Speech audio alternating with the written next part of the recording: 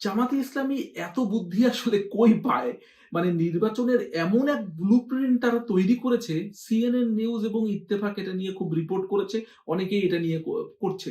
তারা ৩০০ আসনের দিকে নজর দেয়নি, বরঞ্চ ১৬২টা আসন বেছে বেছে তারা এমন পরিকল্পনা করেছে যেখানে তাদের তাদের জয়ের সম্ভাবনা অনেকখানি বেড়ে যাচ্ছে। জামাত ইসলামের বুদ্ধিটার কথা চিন্তা করছেন? মানে বুঝতে পারছেন না তো কথাটা? একটু সহজে বলি। ধরুন আপনার কাছে ১০০ টাকা আছে। ১০০ টাকা ৳১ ৳১ করে আপনি ১০০ জায়গায় ছড়িয়ে দিবেন, নাকি ৳১০ করে ১০টা প্রজেক্টে আপনি বিনিয়োগ করবেন? কোন জায়গাতে আপনার লাভ বেশি? কোনটা ভাববেন? নিঃসন্দেহে আপনি পরেরটাই বেছে নেবেন। ৳১০ করে ১০টা প্রজেক্টে আপনি বিনিয়োগ করবেন। এই ১০টা প্রজেক্টে বিনিয়োগ থেকে নিশ্চয়ই আপনি আপনার মনোযোগ বেশি দিতে পারবেন, আপনার খেয়াল বেশি দিতে পারবেন, পরিকল্পনা সাজাতে সহজ হবে। ঠিক তেমনটাই করেছে জামাতে ইসলামী। জামাতে ইসলামী ৩০০ আসনে হযবরল করার চেষ্টা করে নাই। অনেকেই আমরা ভাবতাম না যে জামাত প্রধান যেখানে একটা নির্বাচনে জয়লাভ করার প্রধান দই দল হওয়ার সম্ভাবনা তারা ব্যক্ত করছে, তারা নির্বাচনে সরকার গঠন করতে চাচ্ছে, কিন্তু তারা এতগুলো আসন কেন ছাড়ছে?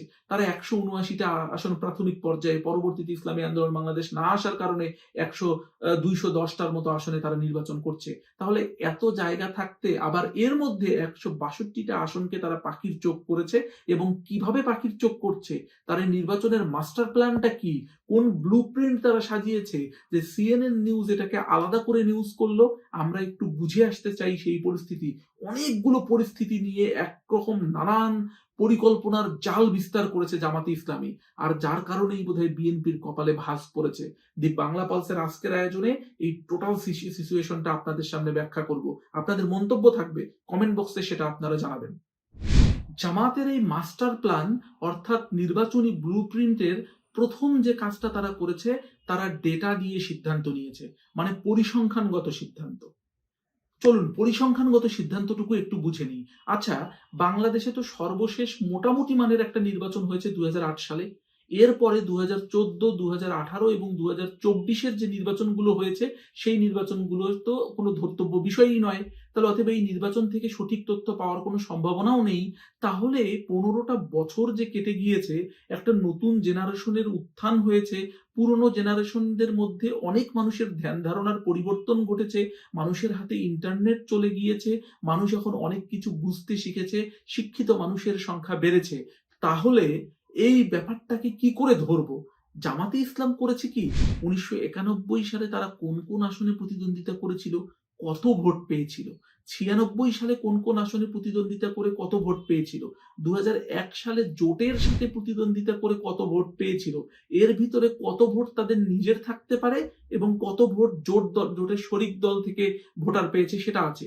২০০৮ সালে চরম আওয়ামী নির্বাচনেও, বা যে নির্বাচনটাকে নিয়ে অনেক সংশয় রয়েছে তবুও অপেক্ষাকৃত ভালো নির্বাচন, সেখানেও তারা কত পার্সেন্ট ভোট পেয়েছিল, কোন অঞ্চলে কতটুকু ছিল, এবং তার পার্শ্ববর্তী অঞ্চলগুলোর আসলে কি খবর, এই সমস্ত খবর জামাতে ইসলামী বোঝার চেষ্টা করেছে।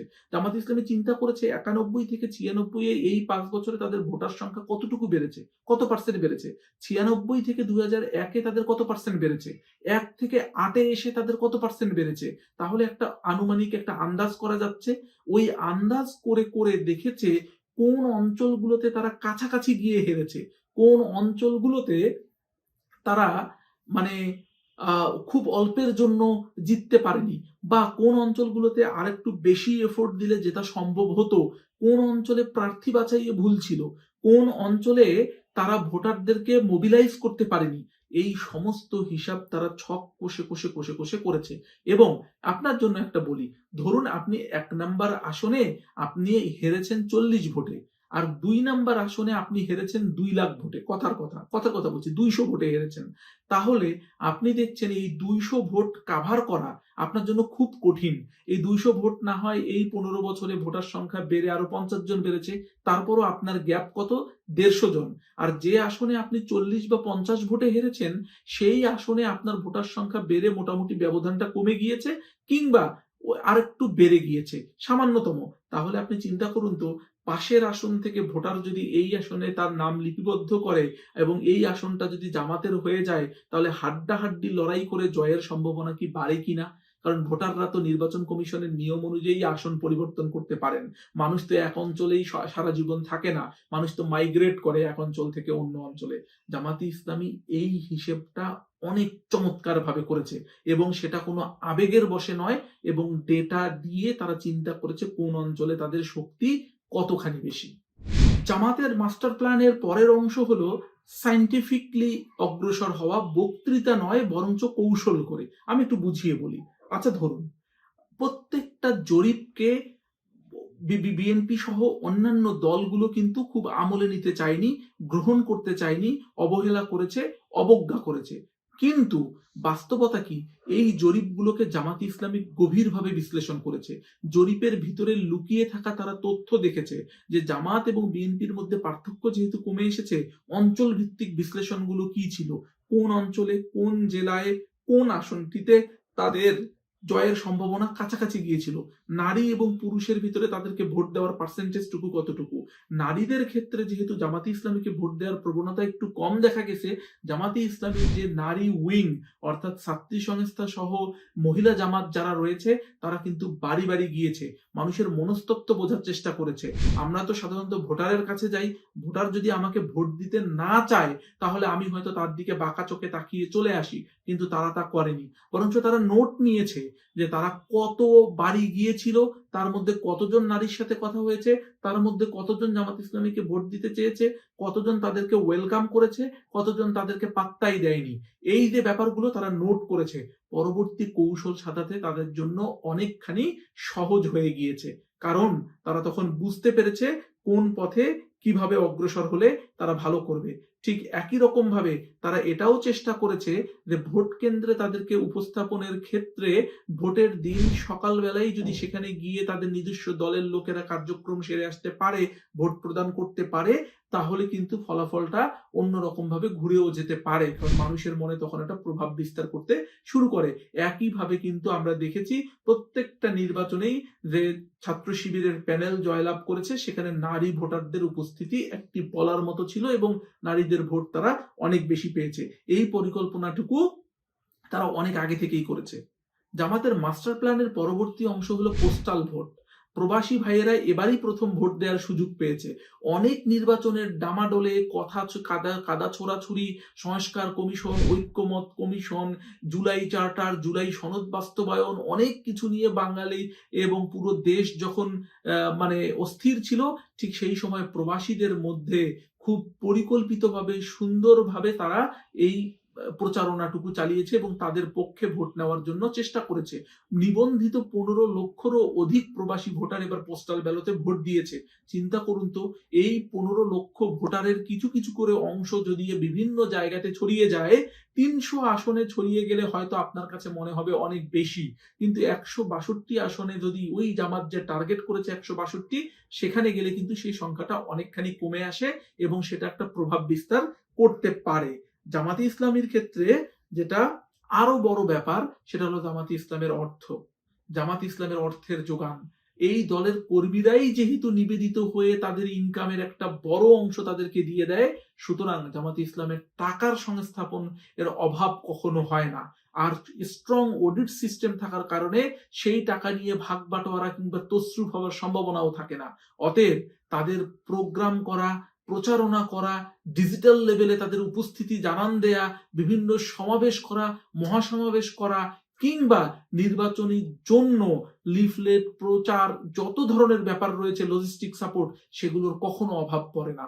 এইটা কিন্তু একটা দলের অর্থ শক্তি মেইনটেইন করার ক্ষমতাটাও কিন্তু উল্লেখযোগ্য ব্যাপার হিসেবে কাজ করে। ওকে, আরেকটা ব্যাপার যেটা ঘটেছে যে বিএনপির দুর্বলতা এবং জামাতের সুযোগ। যখন জামাত এইসব কৌশল নিয়ে এগোচ্ছে, বিএনপি কি করছে? দুঃখজনক হলেও সত্য, বিএনপি এখনো পুরনো ধাঁচের রাজনীতি করছে। 70 থেকে 80টি আসনে বিএনপির সেই বিদ্রোহী প্রার্থী রয়েছে, 79টি আসনে 92 জন প্রার্থী, মানে কোনো কোনো আসনে 1, 2 বা ততোধিক বিএনপির বিদ্রোহী প্রার্থীও রয়েছে। অতএব এই যে দলীয় শৃঙ্খলা না মানা, দলীয় প্রধানদের নমিনেশনের প্রতি শ্রদ্ধা না জানানো, এই না জানানোটাই তাদের ভিতরে ভোট ভাগ করার জন্য উল্লেখযোগ্য ভূমিকা পালন করবে বলে মনে হয়। এটাও এই যে বিদ্রোহী প্রার্থীদের নির্বাচনকে মোবিলাইজ করাটাও কিন্তু জামাতে ইসলামীর একটা অন্যতম ব্যাপার হতে পারে, মাস্টার প্ল্যানের অংশ হতে পারে। জামাতের এই মাস্টার প্ল্যান যে সফলতার দিকে এগুচ্ছে তার একটা সিমটম কিন্তু বোঝা যায়। তার একটা সিমটম কি? ভারতের উদ্বেগ।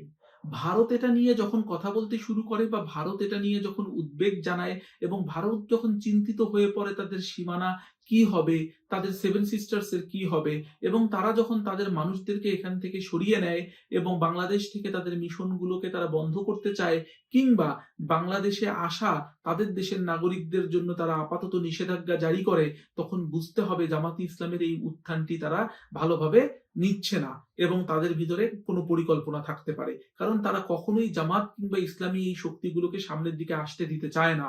আর এই আগুনে ঘি ঢেলেছে সাম্প্রতিক সময়ে মার্কিন দূতাবাসে একজন কূটনীতিকের সাথে ফাঁস হওয়া একটি অডিও, যেখানে তারা জামাতকে বন্ধু হিসেবে চেয়েছে এবং আলোচনার এক পর্যায়ে তারা বলেছে বিএনপি হয়তো খুব ভালো করবে না, কারণ তাদের ভিতরে অন্তকোন্দল রয়েছে। এই যে ব্যাপারটি, এই ব্যাপারটি থেকেও বোঝা যায় জামাত যে মাস্টার প্ল্যান নিয়ে সামনের দিকে অগ্রসর হচ্ছিল সেটা অনেকখানি কার্যকর হচ্ছে। জামাতের মাস্টার প্ল্যানের আরেকটি বড় অংশ তরুণ প্রজন্ম। এই তরুণ প্রজন্ম দেখিয়ে দিয়েছে ডাকসু, জাকসু, চাকসু, রাকসু এবং সর্বশেষ যোগসু ইলেকশনে তারা জয়লাভ করেছে। কারণ এবারকার নির্বাচনে 4,33,00,000 তরুণ ভোটার রয়েছে যাদের বয়স 18 থেকে 33 বছরের ভেতরে, এবং এই বিশ্ববিদ্যালয়গুলোর ফলাফলগুলো বুঝিয়ে দিয়েছে ছাত্র শিবির সহ জামাতে ইসলামী সমর্থিত এই প্যানেলগুলোকে তারা কিভাবে পছন্দ করেছে এবং ভোট দিয়েছে। অনেকেই বলছে এই নির্বাচন, তাদের এই ছাত্র সংসদ নির্বাচনগুলো জাতীয় নির্বাচনে প্রভাব বিস্তার করবে না, কিন্তু শেষ মুহূর্তে সাকসু অর্থাৎ শাহজালাল বিজ্ঞান ও প্রযুক্তি বিশ্ববিদ্যালয়ের ভোটকে বন্ধ করে দেওয়ার ফলে এটা আরো নিশ্চিত হয়ে গিয়েছে যে এই ছাত্র সংসদ ইলেকশন গুলো জাতীয় নির্বাচনে প্রভাব ফেলতে পারে। তাই নির্বাচনের একদম আগ মুহূর্তে শাহজালাল বিজ্ঞান ও প্রযুক্তি বিশ্ববিদ্যালয় ছাত্র সংসদ ইলেকশনটাকে বন্ধ করা হয়েছে, যাতে নির্বাচনে এই নিয়ে মানুষের কাছে কোনো মনোভাব না পৌঁছায় যে কোনো জায়গাতেই তারা জিততে পারে না। এটাও একটা ব্যাপার। এই ব্যাপারগুলো জামাতে ইসলামী খুব সঠিকভাবে কাজে লাগিয়েছে। এবার আসুন, সম্ভাব্য কি হতে পারে, সিনারিওটা কি? কয়েকটি সিনারিও হতে পারে, 4টি সিনারিওর কথা আপনাদেরকে বলবো, যেটা সিএনএন সহ অন্যান্য পত্রিকাগুলো রিপোর্ট করেছে। প্রথম সিনারিও, জামাত একক সংখ্যাগরিষ্ঠতা পায়, যে 205 এর বেশি আসন নিয়ে একা সরকার গঠন করে, আমূল পরিবর্তন আসে। দ্বিতীয় সিনারিওতে দেখা গেছে জামাত বৃহত্তম দল কিন্তু সংখ্যাগরিষ্ঠতা নেই, 160 থেকে 180 আসন নিয়ে জোট সরকার গঠন করতে পারে। তৃতীয় সিনারিও, বিএনপি বড় দল হয় কিন্তু জামাত কিং মেকার হিসেবে পর্দার আড়ালে নিয়ন্ত্রণ করে। এবং চতুর্থ সিনারিও, ঝুলন্ত সংবাদ, কোনো দল স্পষ্ট সংখ্যাগরিষ্ঠতা পাবে না, বরং রাজনৈতিক অস্থিরতা তৈরি হতে পারে, যেটা কিনা আমরা আর কয়েকদিন পরেই বুঝতে পারবো। এখন কথা হলো, আমরা যারা জনগণ তাদের ভূমিকা কি? জনগণের ভূমিকাও বেশ কয়েকটি রয়েছে। প্রথমত, তথ্য যাচাই করুন, ফ্যাক্ট চেক করুন। ফেসবুক কিংবা সোশ্যাল মিডিয়াতে কোনো একটা কিছু দেখলেই সেই প্রোপাগান্ডাগুলোকে দেদারচে শেয়ার করেন না, একটু পজ নিন, একটু থামুন। দ্বিতীয়ত, আপনার ভোটকে ব্যবহার করুন, আপনার ভোটই আপনার শক্তি। ব্যালটে আপনি যাকে সিল মারবেন, আপনার বিবেচনা প্রসূত বুদ্ধি দিয়ে সেটি হবে আসল ঘটনা, তিনি গঠন করবেন সরকার। তৃতীয়ত, সচেতন থাকুন, কে কি প্রতিশ্রুতি দিচ্ছে, কতটুকু করছে, কতটুকু করতে পারবে, প্রিভিয়াস হিস্ট্রি কি, এই বিষয়গুলো জানুন, বুঝুন, বিশ্লেষণ করুন, তারপর নিজের মনকে জিজ্ঞেস করে নিজে সিদ্ধান্ত নিন। চতুর্থত, অন্যদের সচেতন করুন, আপনার পরিবার, বন্ধু, প্রতিবেশী, আলোচনাটা জারি রাখুন। পরিবারের ছেলে, মেয়ে, বাবা, মা, ভাই, বোন, আত্মীয় স্বজন, বউ, সবার সাথে আলোচনা করুন। আলোচনা করে সিদ্ধান্ত নিন কোনটা আপনার দেশের জন্য ভালো হবে। দেশের জন্য ভালো হলে আপনার পরিবারের জন্যও ভালো হবে। এবং পঞ্চম, প্রশ্ন করুন, প্রার্থীদের কাছে কঠিন প্রশ্ন করুন। আপনার যা চাওয়া এবং আপনার যা বার্তা সেটা আপনি পৌঁছে দিন, তাদেরকে জানতে চান, তারা সঠিক উত্তর দিতে পারলে, তাদের উত্তরে গোজামিল না থাকলে, তাদের উত্তরে আপনি মনের ভেতর থেকে সঠিকভাবে কনভিন্স হলে বা আপনি তৃপ্ত হলে, তবেই তাদেরকে ভোট দেওয়ার সিদ্ধান্ত নিন। আমরা একটা চূড়ান্ত বার্তার কথা বলতে চাই, যেটা সিএনএন এর রিপোর্টে উল্লেখ হয়েছে। ২০২৬ সালে নির্বাচন শুধু একটি নির্বাচন নয়, এটি বাংলাদেশের ভবিষ্যৎ নির্মাণের লড়াই। জামাত তাদের সায়েন্টিফিক কৌশল নিয়ে প্রস্তুত, ১৬২ আসনে তাদের ফোকাস, হাজার কোটি টাকার বিনিয়োগ, পোস্টাল ভোটের master plan, digital money transfer এবং মাঠ পর্যায়ে সুসংগঠিত নেটওয়ার্ক, সব মিলিয়ে এক অভূতপূর্ব চ্যালেঞ্জ তৈরি করেছে। প্রশ্ন হলো, রাজনীতির এই ডেটা চালিত সায়েন্টিফিক মডেল কি সত্যি বাংলাদেশের সাধারণ মানুষের মন জয় করতে পারবে, নাকি ২০২৬-এর নির্বাচন একটা চরম লড়াই এবং সংঘাতের দিকে অগ্রসর হচ্ছে? সেটা কখনো না হোক। যে দলই জিতুন না কেন, দেশমাতৃকার সেবায় অগ্রসর হন। দি বাংলা পালসের দর্শক, আপনারা যারা শুনছেন, আমরা নতুন চ্যানেল, আমাদেরকে সাবস্ক্রাইব করুন এবং আপনাদের মতামতগুলো জানান, আমাদেরকে পরামর্শ দিন। আমরা সঠিকভাবে যাতে বিশ্লেষণ করতে পারি, নির্মোহ এবং নিরপেক্ষভাবে যাতে বিশ্লেষণ করতে পারি। যেটা প্রকাশিত হয়, যা পাওয়া যায়, কেবল তাই আমরা তুলে ধরি। কোনো মন গড়া বক্তব্য আমরা এখানে করার চেষ্টা করি না। আমাদের